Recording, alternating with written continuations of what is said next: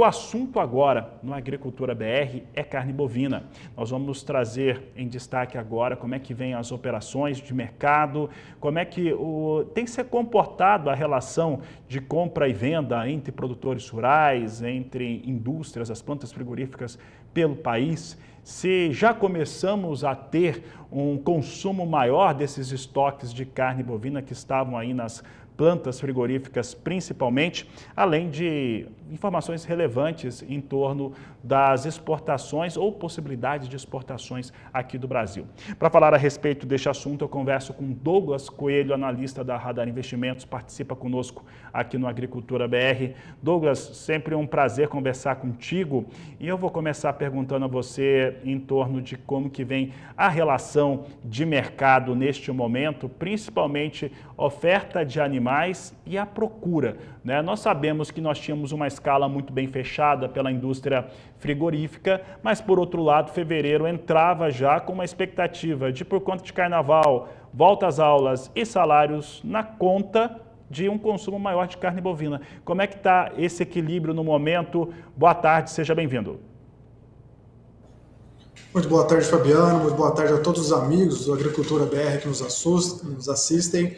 Bom, a gente tinha uma expectativa de um mercado um pouco mais construtivo em relação à demanda, e isso realmente tem ocorrido. A gente viu que os preços da carne atacada, quando a gente olha para a carcaça casada, tiveram uma breve recuperação. Antes estavam mais próximos aí de 15,70, de 15,80 em meados de janeiro, e agora, no início, né, nos dias que antecedem o carnaval, no início de fevereiro, a gente tem uma carcaça casada mais próxima de 16, de 16,30 aqui em São Paulo. Fruto disso, reflexo disso, né, é o consumo ligeiramente mais aquecido. A gente vê que o varejo se abasteceu um pouco melhor, então o atacado conseguiu colocar um pouco mais de preço em alguns cortes, né, isso fez com que a carcaça subisse. Então, houve sim uma melhora ligeira, breve da demanda, pensando nos dias festivos, né, que vão vir aí até a próxima quarta-feira. Outro ponto também que a gente tem destacado, né, foi o desempenho das exportações de carne bovina em janeiro, um recorde para o período. Ontem mesmo a MDIC divulgou os dados, a gente teve aí 181,7 mil toneladas embarcadas no mês anterior. Então foi um desempenho muito forte para janeiro, que apresenta uma alta aí de 13,4 quando a gente olha para o volume exportado em janeiro de 2023. Douglas, e falando como que isso tem chegado ao produtor. Nós vimos um momento, principalmente durante o mês de janeiro, que dá para considerar que foi positivo, porque janeiro é sazonalmente um mês em que você tem um consumo generalizado menor, ainda mais de produtos de maior valor agregado. No caso, por exemplo, quando a gente pensa nas carnes, nós tivemos um consumo que foi interessante, contudo, os cortes de traseiro meio que estacionaram por aí dentro das indústrias, dentro dos estoques. Como é que isso agora está sendo colocado? Dá para dizer que essa carne que ficou ali parada, sem comercialização, né, parte da carne, ela começa a ter uma demanda mais intensa agora? Sem dúvida, sem dúvida. A gente viu que em meados de janeiro os cortes de traseiro e o corte grill acabaram corrigindo boa parte dos movimentos que eles tiveram de alta em dezembro, né, com as festividades. Isso é natural, uma vez que a renda da população está um pouco comprometida, mas agora a gente vê sim um escoamento mais ávido da produção, principalmente desses cortes. Quando a gente olha agora, é claro que um respiro muito alto de preço, né, uma correção de preço para cima é limitada nesse período. A gente teve uma alta aí de 30 a 50 centavos quando a gente olha para a carcaça, mas essa alta foi capitaneada assim pelo traseiro e o dianteiro. E isso mostra com que a vazão da produção teve ligeira melhora. De um lado, o consumo doméstico respirando um pouco mais nas vésperas das festividades, e por outro, a boa movimentação da exportação enxugando nossos estoques aqui. E esse momento ele é interessante porque ele, eu até digo que não é uma alta, né? É uma certa recuperação de preços, né, que chegaram a serem praticados durante o mês de janeiro. O pecuarista, em boa parte do país, está com uma condição melhor de trabalhar o seu gado, porque tem uma quantidade de pastagem, um volume de pastagem mais interessante em boa parte do Brasil. Quando que nós devemos ver uma certa pressão sobre os preços da carne bovina e automaticamente da arroba do boi gordo, quando o pecuarista fica com aquela possibilidade menor e aí a indústria tem uma situação um pouco mais favorável para pressionar esses preços, até para dar o condicionamento para que ele consiga travar negócios melhor na bolsa ou da maneira que ele está conseguindo negociar? Ótima pergunta, Fabiano.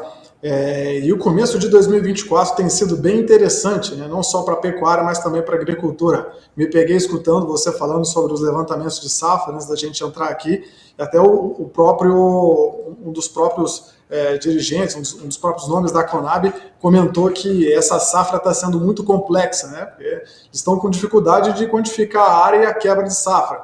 Para o pecuarista, está um momento também relativamente complexo, né? A gente teve um recorde de exportação em janeiro, então em janeiro começou a exportação com tudo. Geralmente exportação começa a pegar um pouco mais de tração a partir de março, de abril, então se a gente olha para o desempenho de janeiro, imagina como vai ser quando pegar realmente tração. Então a gente está bem confiante para a exportação.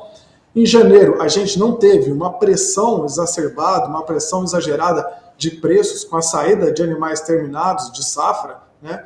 Isso justamente em função das chuvas irregulares, incipientes, que a gente teve em novembro, dezembro e janeiro, mas, por outro lado, a gente tem pastagens com algum vigor agora, começando a dar um pouco mais de capacidade de suporte para os pecuaristas, né? Então, a gente pode pensar, no momento para o pecuarista, aquele pecuarista que tem algum confinamento, que tem uma fábrica de ração, que olha também para os custos quando ele vai fazer alguma ração, alguma coisa pensando na entre safra, que a relação de troca dele entre o animal terminado, né, que não teve uma baixa exagerada em relação aos grãos, né, soja e milho, mesmo com a quebra a gente teve uma queda de preço exagerada em janeiro e fevereiro, está aí uma boa relação de troca, pensando para a margem, olhando para quando esse animal ficar um pouco mais barato, com a saída de animais de safra, ou no momento que ele não tem tanta pastagem, esse é um ponto de atenção, pode ser uma boa oportunidade. E outro ponto, pensando na questão de pastagens, como você bem colocou, quando pode ser um momento de pressão, né?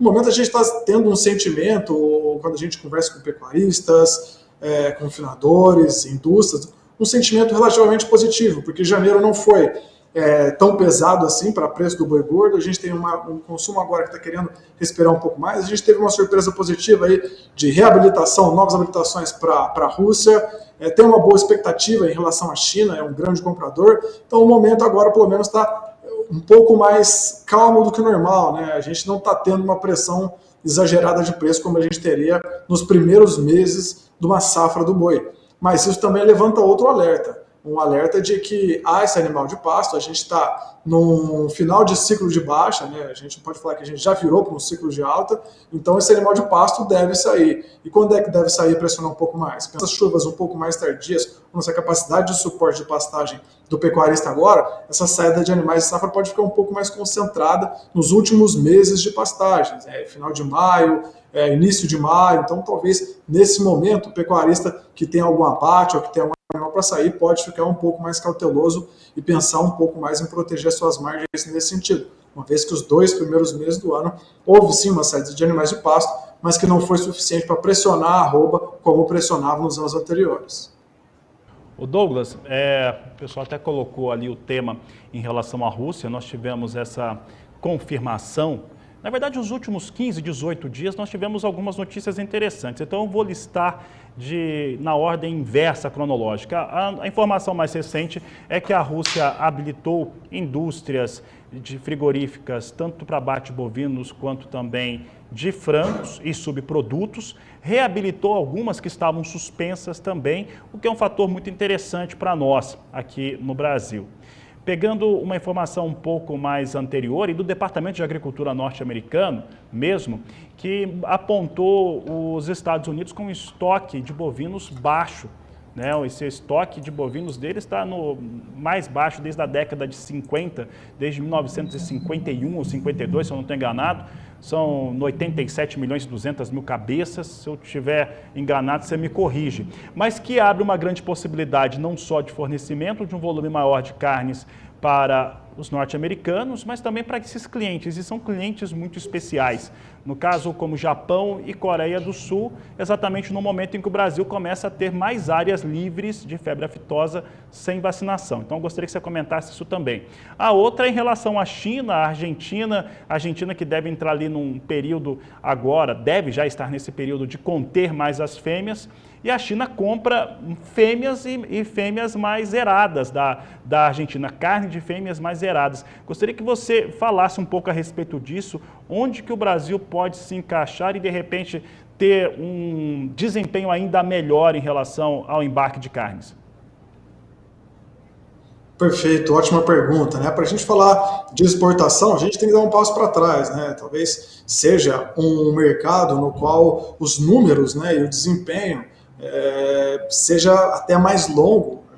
A gente exige um período maior para analisar do que o mercado dia a dia do boi, como a gente vê, né? De preço de escala, preço de balcão e tal, tudo mais. Mas olhando, dando esse passo para trás, a gente vê aí que a Austrália tem uma ótima taxa de desfrute, né? Mas tem uma oferta que oscila bastante, né? Tem problemas climáticos, boa parte é deserto ali, enfim, não consegue ter uma oferta tão regular quanto a gente tem no Brasil. Estados Unidos, como você bem colocou, passa por uma fase agora, né, onde a oferta está bem limitada, né? Ou seja, qualquer aumento de exportação lá seria esbarrada justamente por essa oferta um pouco mais contida de animais. Ao contrário do que a gente está aqui, na fase final do ciclo de oferta de animais. A gente teve bastante matrizes, bastante fêmeas ofertadas no ano passado, possivelmente esse ano a gente ainda deve ter um resquício dessa virada. A gente tem o nosso principal importador, que é a China, com a fome, né? Então é a fome com a vontade de comer. A gente aqui com um produto que tem qualidade e também tem preço competitivo no mercado externo, com a China que sai de uma base pequena de consumo, mas que vem, quando a gente olha o consumo per capita, mas que vem num crescimento constante e forte, principalmente puxado por áreas ali do leste chinês, onde a renda disponível da população aumenta. E esse aumento, né, tem total sentido, tem correlação com o hábito, né? O hábito alimentar está mudando. Então, isso faz a gente pensar que esse crescimento deve ser constante também quando a gente olha para o ano de 2025. 2024 foi um ano, 2023 foi um ano muito importante para o escoamento da produção de carne bovina, olhando pelo lado das exportações, e 2024, pensando nesse cenário, né, de Austrália, Estados Unidos, Argentina e China, faz a gente acreditar que também deve se firmar com a exportação como uma vertente muito importante para o escoamento da produção da carne bovina brasileira. Além desse consumo constante em crescimento da China, que é o nosso principal importador, a gente tem Rússia reabilitando novas plantas, apesar que teve suínos e aves no meio também, mas querendo ou não, reforça nosso carimbo em relação à indústria de proteína animal. China continua com bastante vigor também, a gente pode ter algumas boas perspectivas quando a gente pensa em novas habilitações, em volume enviado para lá. E a gente tem também um ano de 2024 que tem muita incerteza ainda, né? A gente vê muitos analistas falando em relação a câmbio, o câmbio vai para lá, o câmbio vai para cá, mas assim, a gente viu nos últimos dias, dando esse passo para trás também, nessa questão conjuntural e macro, o câmbio tem tudo a ver com as exportações, que os dados dos Estados Unidos mostraram a força de trabalho, né? Tudo bem acima do que o esperado. Então isso, querendo ou não, puxa juros nos Estados Unidos, coloca um pé naquela expectativa de que o juro seria cortado agora em março dos Estados Unidos, possivelmente vai ser cortado em maio ou mais para frente. Isso dá força para o dólar um pouco mais forte ajuda a competitividade de carne bovina quando a gente olha para o mercado externo, né? E a gente tem também uma corrida eleitoral nos Estados Unidos esse ano. Isso pode trazer volatilidade para o dólar, além dessa questão de juros. Então, não deixa de ser mais um fator que sustenta o bom desempenho para as nossas exportações quando a gente olha para os principais players e competidores.